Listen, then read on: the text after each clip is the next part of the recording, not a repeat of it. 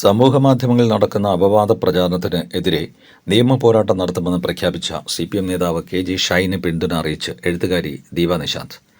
Cyber പെർവർട്ടുകൾക്കെതിരെ നിയമപരമായി മുന്നോട്ടു പോകുന്ന ഷൈൻ ടീച്ചർക്ക് അഭിവാദ്യങ്ങൾ അർപ്പിക്കുന്നതായി ദീപ നിശാന്ത് ഫേസ്ബുക്ക് പോസ്റ്റിൽ പറഞ്ഞു. പുതുതായി പറയാനൊന്നുമില്ല, പണ്ടേ പറഞ്ഞിട്ടുണ്ട്, ആവർത്തിക്കുന്നു. നിങ്ങളും ഒരു പട്ടിയും നേർക്കുനേരെ വരുന്നു എന്ന് കരുതുക.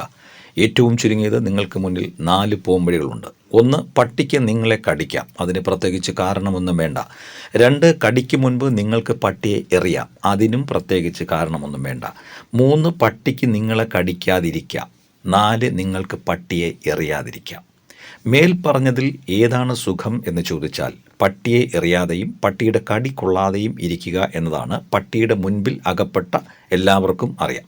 സുഖം, സമാധാനം, സ്വസ്ഥത എന്നൊക്കെ പറഞ്ഞാൽ അതാണ്. അത് ബലഹീനതയല്ല, മിനിമം കോമൺ സെൻസാണ്. പക്ഷേ എപ്പോഴും അത് നടക്കില്ല. ട്രെയിനിൽ ടോയ്ലറ്റ് ചുമരുകളിൽ ഞരമ്പ് രോഗികൾ വരച്ചു വയ്ക്കുന്ന വൈകൃത ചിത്രങ്ങൾക്ക് നമ്മുടെ ഛായയുണ്ടോ എന്ന് പരിശോധിക്കരുതെന്ന് ആവർത്തിച്ച് നമ്മളെ തന്നെ പഠിപ്പിക്കുമ്പോഴും എല്ലായ്പ്പോഴും നമുക്ക് ആ ക്ഷമ കിട്ടിക്കൊള്ളണമെന്നില്ല. കുളക്കടവിൽ ഒളിഞ്ഞു നോക്കുന്ന മനുഷ്യരുടെ അതേ മാനസികാവസ്ഥയിൽ ജീവിക്കുന്ന പെർവേർട്ടഡ് മൈൻഡ് സെറ്റിൻ്റെ പീക്കിൽ നിൽക്കുന്ന ചില മനുഷ്യരുണ്ട്.